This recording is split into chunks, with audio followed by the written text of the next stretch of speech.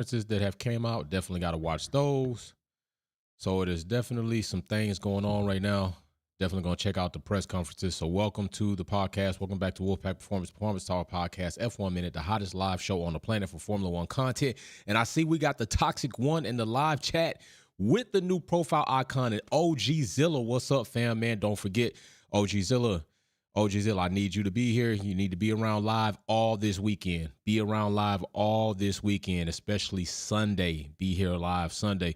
So listen, we got new pictures of the W14-B. Now the floor is attached. The side stays are attached. The car is coming together. We're starting to get more of a full picture of what this car is supposed to look like. So in the entire grand scheme of things, I would like to show you an image of what it was thought to be at one point in time if Mercedes ever was to change this car and to make it or improve it, what some people thought this car would look like. All right. Now, what some people thought this car would look like is very definitely a how should I say it? A variation of the RB19, which people were not mad at because the RB19 is a very successful car. So this is a render of what people thought maybe perhaps if they changed the W14, what it would look like in its B variation stage and its B spec stage. And this is what the render came up to be. So now we want to know, has Mercedes copied Red Bull to the point that it would be something as egregious as we named the Green Bull and Aston Martin at one point in time? Haas, the white Ferrari at one point in time, Racing Point being Tracing Point at one point in time, the pink Mercedes at one point in time. Has Mercedes done something similar to that? That is what we're going to compare on this segment, on this show, as we are doing many updates as they come out, because this is a very interesting weekend. Not so much for the Monaco GP as my bro Will said, other things you could do besides Monaco, but more of the Mercedes updates, the Aston Martin and Honda deal, the press conferences with the drivers, everything that's going to come out in this GP as far as free practice. We want to know all of that. Other teams are also bringing updates. But as we look through this car, we're going to do some side-by-side comparisons to see and look. And then you can kind of tell me if you think indeed that Mercedes copied Red Bull. I'm not thinking so. But other than that, which variation of the car does it look like? Ferrari, Alpine, Aston Martin, or Red Bull? That's another thing we're going to look at. So let's go ahead and look at some of these photos. Let's flip through these. Let's go ahead and bring it up big screen. Now, remember, this is with a render that took place of what they thought the B-Spec version of Mercedes would look like if they ever changed it. Okay, more direct copy of Red Bull side pods. Of course, they kept the cannons. I also did see from another photo, we'll see that the cannons indeed are as pronounced as they are in this render. It would seem very close in real reality that the cannons after the change of the side pods is pretty pronounced as so. I mean, it's a little bit more exaggerated in this photo, but it's not far off. So let's take a look and you tell me what you think as far as the situation. So right here is the floor attached to the side pod. Now you notice that they do indeed. Now earlier they were asking where the P was, and I told you the P was going to be on that additional piece that would finish out the intake, the inlet side of the side pod. They really do have a nice rounded off shoulder on the top end of that side pod as it kind of goes down into the downwash area. All right. So the floor being attached there, to me, you know, this car is coming together and it's really starting. Now, if you look back at the rear suspension, it still looks like they are using, it looks as maybe that's pull. I think that's a pull type. All right. I think it's like that's more of a pull type more versus a push type suspension still in the rear. So nothing changed back there, I don't believe. So we're going to go to the next photo so you can check that out. And here it is, side by side, front and front inlet side of the side pod. You see they still have the elements up there. Conditioning that flow of air from the side view mirrors. Also look right down in there, the side pod area, how it kind of concaves in, bulges out as it comes up to the front of the car and then swoops in. That's going to be an interesting area. That's going to be an area that I would like to see FlowViz on as we go through the FP sessions. Okay, that's going to be something that I'm going to look for.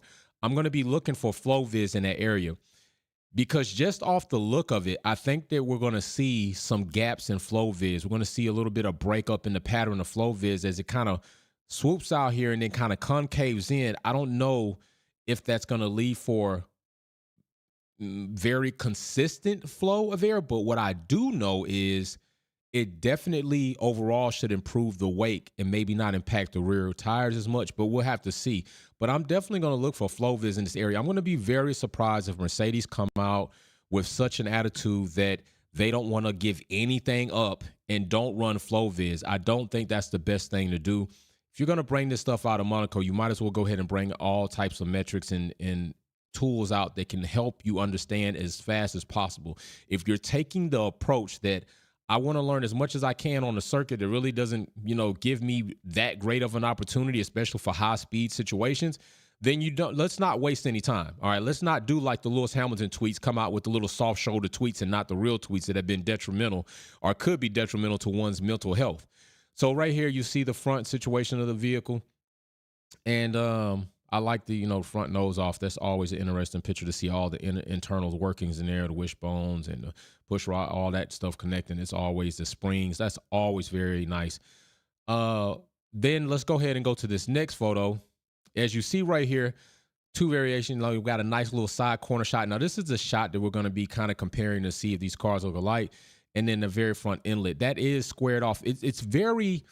What makes it look different, all right? Now, from one angle, you're like, wow, that inlet is more rounded off on the outside of the inlet pod, but it looks different in the other photo. Well, that's because if you look closely, you'll see that little element bit, that little winglet that hangs down to condition the flow of air. It makes it look squared off from the angle, but indeed, the inlet is still rounded off, but if you look at both pictures, you can see it's that little element, if you see it from one angle or the other, that makes it look more squared off than it really is. But that's just a separate piece there. Now, let's go ahead and compare the photos to different side pods of other vehicles, starting off with Red Bull. I'm going to say that that's a definite no. All right, I'm going to say this is a definite no. 083, what's up, my Wolfpack family? What's up, bro? What's going on, man? Yeah, 083, man. You need to stay hip next week. I can tell you that, my brother. I'm going to say a definite no on the Red Bull variation. Red Bull definitely have that nice little wrinkle that slashes down and then kind of, which leads to an interesting point for airflow of how that comes across that side pod and assist. But definitely no. Even on the bottom side of the Mercedes, no. And even the top side is a no. It is definitely a no on that. So definitely not a copy of the Red Bull. Even when it comes up to the Cannons, definitely no. So there's really no copying here. I don't even think so in the inlet. I think Red Bull's inlet is more cylindrical, kind of smaller, maybe a bit wider than that of the Mercedes. I'll have to see it. But as far as from top to bottom, maybe Mercedes is a bit more wider in that area. So yeah, it's a no for me on the copy of the RB19 at all. Let's go ahead and we'll go to the Aston Martin, which is where I thought I would see more similarities than not. And even in the Aston Martin variation, I'm going to have to say no. Even on the shoulder roll up top is kind of, it's there. They all got to roll after mimicking Ferrari. Everything's got to roll after Ferrari, whether it's the Alpine, the AT523, the AMR23, the RB19, the Haas. Everything's kind of got to roll there. But I'm still going to say no on the Haas, especially if you come down to the bottom side of that side pod. Both the RB19 and the AMR23 a bit girthier in those situations than Mercedes. Mercedes still seems to think that some slim variation or at least smaller variation on that bottom side there's some positive notion there, because you'll see as we go through these photos that the other vehicles, the other cars are a bit more girthy and broad down in that area versus the Mercedes.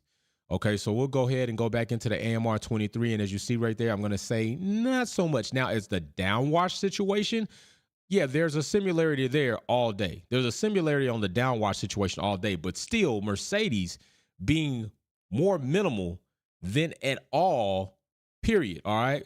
So let's go ahead to the next vehicle. Galacticus, will Merc have air rig, flow vids, or just one type? I'm telling you, I think they need to have the aero rakes and the flow vids out, but I don't know how the aero rakes, like me and Will talked about in Monaco. So then you look at the Alpine, all right? You look at Alpine, definitely still that pronounced bulge at the bottom side of that side pod. And Alpine even has a small little wrinkle right there, just kind of like the RB19, but Alpine also having a bit broader roll up top, and they got a deeper downwash than Mercedes. They got a deep downwash, and even Aston Martin, I think, downwash is deeper than Alpine. I'm saying that I believe Mercedes' variation of the side pod is more like the Ferrari. And this would make a lot of sense, as we saw Lewis Hamilton poking around the Ferrari that day, very interested in looking at their side pod. And I'm going to have to say that it is more like the Ferrari side pod. Now, there still are some very deep, very highlighted, detailed differences here. If you look at the bottom steel, the SF23, the AMR23, the RB19, the AT523, all of those cars have more area at the bottom side of their side pod as it connects to the floor than the Mercedes. Mercedes have more floor exposed in that area if you pay attention. Besides the Alpine, this about there. But look, Aston Martin, minimal. The Red Bull, definitely minimal, because they're bigger in that down area, which is going to be interesting to see how that works out for Mercedes, all right? So as we go, like I said, I think it's more like the Ferrari. Now, their inlet of the Ferrari is more slender, is very slicey, it's very dicey. Mercedes is a little bit more boxy around it and opened up. But if you look at that roll at the top of their shoulder, very similar to the Ferrari. As you come down on the surface, the side of the side pod, that's where you start kind of losing the Ferrari S. It's almost like an inverted version of the Ferrari, where Ferrari bulges in that area, Mercedes pushed in a bit in that area. But if Mercedes had pushed that out, it would pretty much look like the Ferrari. If you even go just a bit beyond the inlet, they even have that nice cutout. Now, it's not as nice and rolled in as Ferrari, and now Ferrari also has the N-duct or the S-duct system. 083 says, I sure hope that Toto should seriously apologize to Lewis, because he is Lewis. Hey, 083, I was going to hit on that, trying to show Mercedes this 2 years ago. Thank you, Galacticus. Yo, I was going to say that big time, and it's gonna come out in my podcast. Is this the variation? Is this where we would have been 2 seasons ago had Mercedes listened to their number one 7-time world championship, greatest accomplished driver in Formula One history? Mercedes definitely is eating a pie made of crow all day with this. And it's going to even be worse if this car comes out highly competitive within the next 3 GPs. Mercedes, you better sign Lewis Hamilton to a stupid major deal. His deal better be stupid major. I'm trying to tell you. Now, if we come in and it's like, this car's not performing, Mercedes, it must have lost how to make cars overnight. Like, it is going to be crazy. But if the RB19, the AMR23, and the SF23 have troubles handling the W14-B, Mercedes, go to Lewis Hamilton and say, what would you like in your contract? Write it up, and we'll sign it. That's as easy as it's going to get, Lewis. You write it up, we'll sign it. We're good, okay? We got our 8th. You didn't. You told us that we shouldn't do it. We did. We did it anyway. We failed. And now we're going back the other way. Our bad. Write it up, we'll sign it. So, yeah, this is my take. This is my personal opinion. You can let me know what your opinion is after seeing these photos side by side.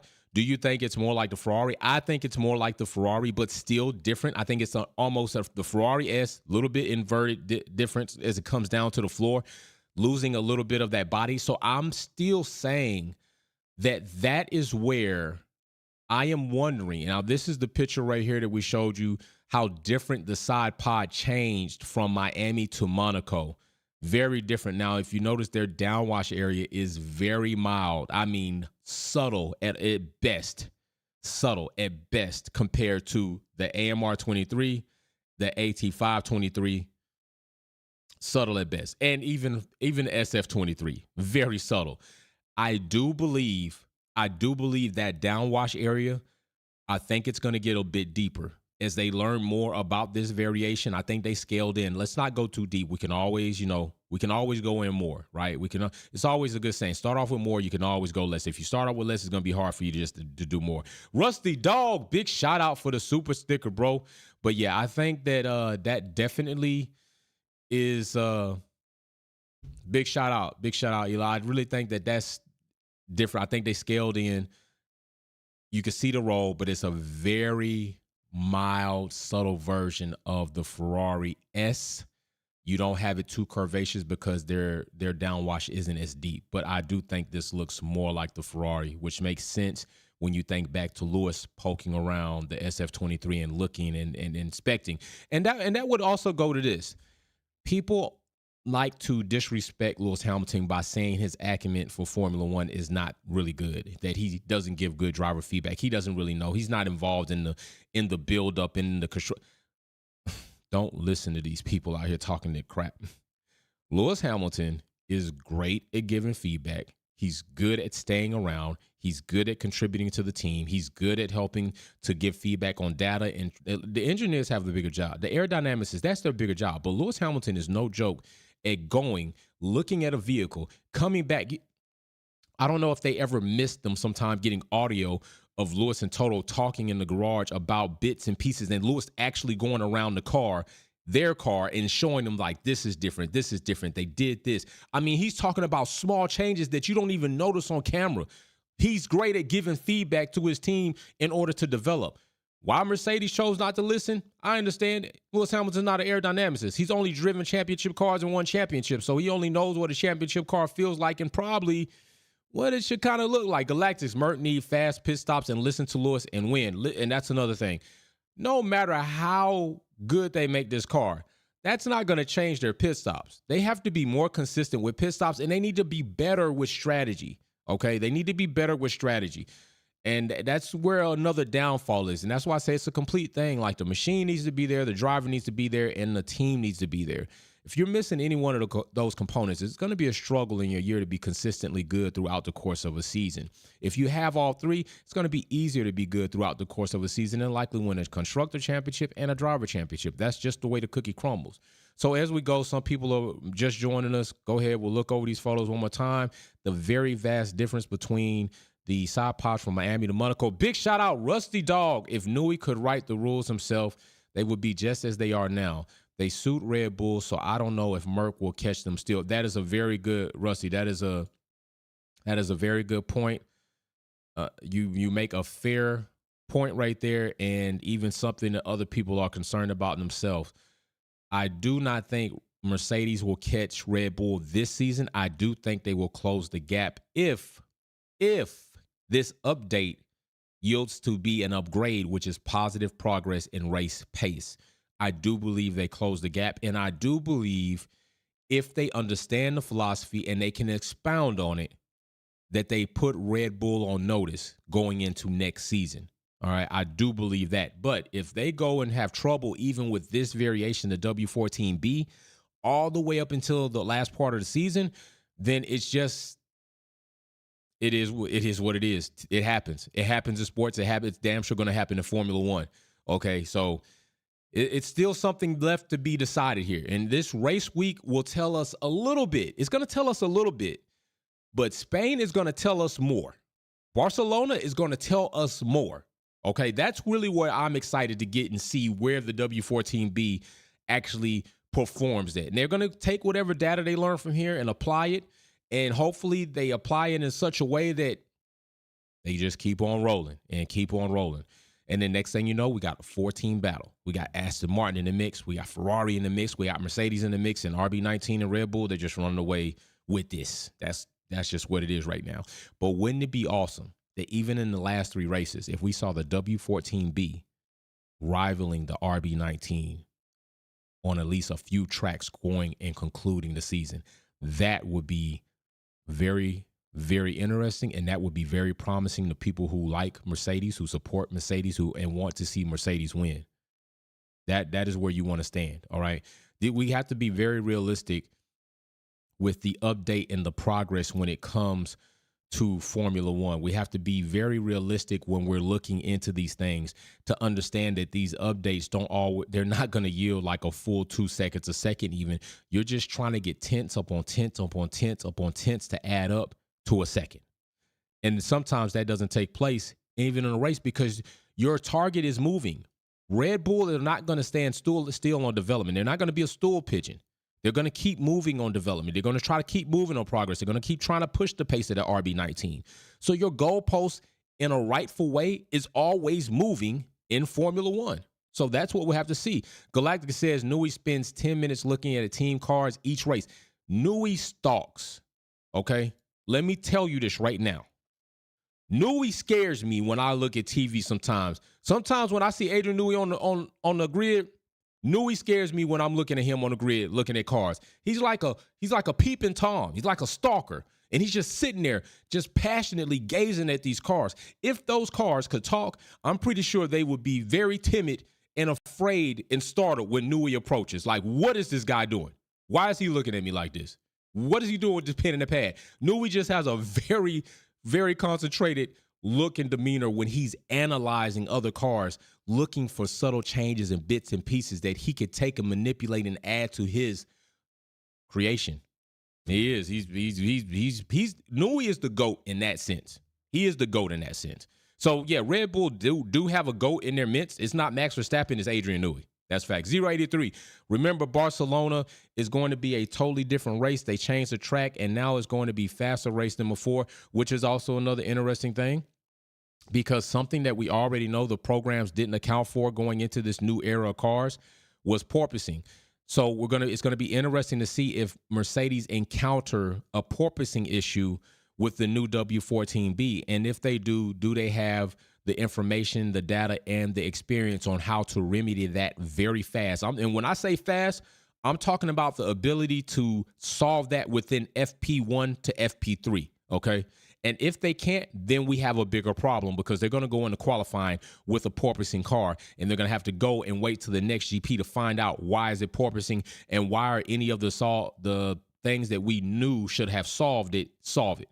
That's going to be another issue. So we're going to be looking for porpoising is something else that we're going to be keeping an eye out for in the W14-B. All right, so don't be surprised if you see that. That's just something that could really happen. And if it does happen, then it's part of the game. It's part of development. It's part of trying to build it up. So we'll see what goes on with that as well. But this is looking. I'm really excited to see this entire car together tomorrow. I mean, hopefully we might see it together tonight. And if we do, I'll come on maybe live late night and look at it with you, just kind of marvel at it with you. Nothing like some good car porn. You know what I'm saying? Good car porn is healthy. Don't let nobody tell you different. Good car porn is healthy for you. It won't make you go blind. It won't leave you hungry. You're gonna just love it. You just love looking at it. These machines, the tires, the wheels, the suspension, the carbon fiber, the engines, the covers, the halo, all of that stuff. It's just woo. It's sexy. It's sexy. I love it. Fat Boy Wonder just joined the Wolfpack fam. What's going on, man? Appreciate you for joining the family. Thanks for tuning in. Thanks for getting in with us. Telling you one day, listen, we got a VIP box to give out this Sunday. This Sunday, somebody is getting a VIP box. We got a new VIP member. Now, I kept this box up here to let people know. Olabizi Akambala is our VIP recipient from last week. There is the name. If you know that person, tag them. Tell them Wolfpack said your VIP box is waiting on you. All he needs is your name, your shipping address, and you need to get in the Discord to give me that information. But yes, we have this box is going to somebody else. We have a new VIP member to present this Sunday. This Sunday. Who is it? I'm not going to tell you. I'm just going to say you need to be around live this Sunday. And tomorrow, quality kickback on Saturday. All right. We're going to have the trivia games. Anybody can participate. The first person to get 3 questions right, you can come in, and if somebody already got 2, 5 people can have 2. Freak Dogs Flair came in, like 4 people already had 2 points. He came from 0 and won it all and got a $50 gift card. $50 gift card. Altogether, he's collected $75. Will has collected $75. Come play a game, watch, enjoy qualification with Wolfpack Performance and the family, and win a little money. Ain't nothing wrong with that. Win a little money. Who's mad at winning money? Who's mad when you receive $25, $50 Visa gift cards you can spend anywhere? Yeah, I'm not mad. You mad at that? I'm not mad, and I send them out. So join us live Saturday for qualifying. We're going to be here live. If indeed enough information or something comes out that looks crazy, I will go ahead and post that as well. We'll go through it. So these are the pictures right here. Got a few more Galactics. I bet Max with that new PU and 2 to 3 GPs. Watch and see. I don't doubt you wrong about that, brother. I don't doubt you wrong. They're going to do whatever they got to do to keep the foot to the metal, wide open throttle. And I'm not mad at them for it. Like, they're going to try to stay on front. That's what you got to do. When you lead in the pack, you're the 100. Red Bull's understanding what it is to be the 100, so they're going to have to stay out front and do whatever they got to do. Just don't cheat. Don't breach the cost cap, because we're still going to be waiting for cost cap certificates to come out and see what team, if any, breached the cost cap. And if the teams that breached last season breached this season, it is said in the financial regulations that stiff penalties have to be enforced for somebody who breaches multiple times. Listen, the cost cap adjudication board, the ABA, had gummy bears for dentures. It was a very soft bite. It was nothing. You better step up and set a better precedence, or else you're going to have more teams breaching. All right, so here we go. Go through those pictures. So no, not Red Bull. No, not Aston Martin. No, not the AT523. Yes, the SF23 is what I think the W14-B looks more like, just a little bit more inversion on the downside of that side pod. So we will see how this car starts to perform this weekend at the Monaco GP. Don't be late. Join me live. Join the family live Saturday, Sunday, maybe even tomorrow. I've been live probably 3 times a day. I don't play no games when work ethic is up, especially when it comes to trying to get with y'all, get y'all information and spend some time with y'all. So I will see you then.